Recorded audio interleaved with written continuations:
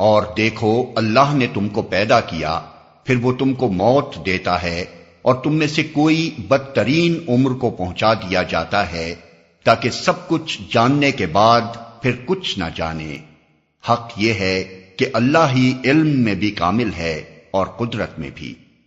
اور دیکھو اللہ نے تم میں سے بعض کو بعض پر رزق میں فضیلت عطا کی ہے، پھر جن لوگوں کو یہ فضیلت دی گئی ہے وہ ایسے نہیں ہیں کہ اپنا رزق اپنے غلاموں کی طرف پھیر دیا کرتے ہوں تاکہ دونوں اس رزق میں برابر کے حصے دار بن جائیں۔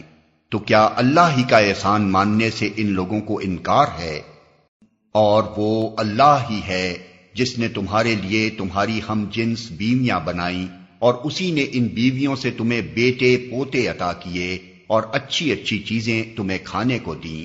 پھر کیا یہ لوگ یہ سب کچھ دیکھتے اور جانتے ہوئے بھی باطل کو مانتے ہیں اور اللہ کے احسان کا انکار کرتے ہیں، اور اللہ کو چھوڑ کر ان کو پوچھتے ہیں جن کے ہاتھ میں نہ آسمانوں سے انہیں کچھ بھی رزق دینا ہے نہ زمین سے، اور نہ یہ کام وہ کر ہی سکتے ہیں؟ پس اللہ کے لیے مثالیں نہ گھڑو، اللہ جانتا ہے تم نہیں جانتے۔